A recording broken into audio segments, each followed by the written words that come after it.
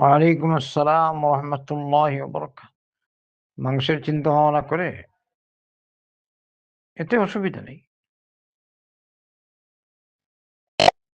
আহলুল ইলম বলেন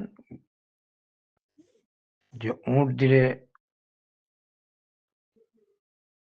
মানে যেমন হজের কোরবানিতে তো ইশকাল নেই। হজের কোরবানি উট দেন,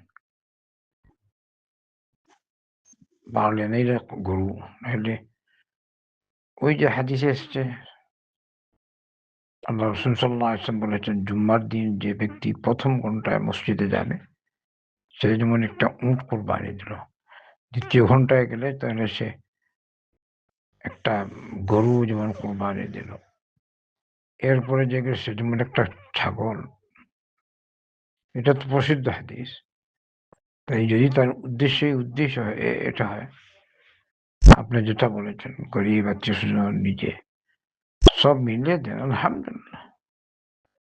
এর দ্বারা গরিবেরা উপকৃত হলো, নিজের বাচ্চা-কাচ্চারাও খালো, কোনো বাধা নেই। কিন্তু আপনার মূল উদ্দেশ্য হবে আল্লাহর সন্তুষ্টি। সন্তুষ্টি এটাই আসল।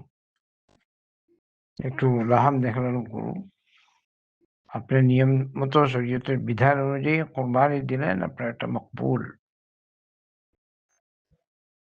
কোরবানি এটা আল্লাহর জন্য। হুম।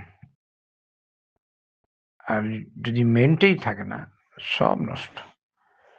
শুধু গরু দেখলেন বড়টা, অথবা অন্য কিছু বড়টা, মানুষ বলবে এইটা এলাকার নাম হবে, বাবা এই এলাকার কে কতটুকু এতিম, সবার থেকে আমি বড়।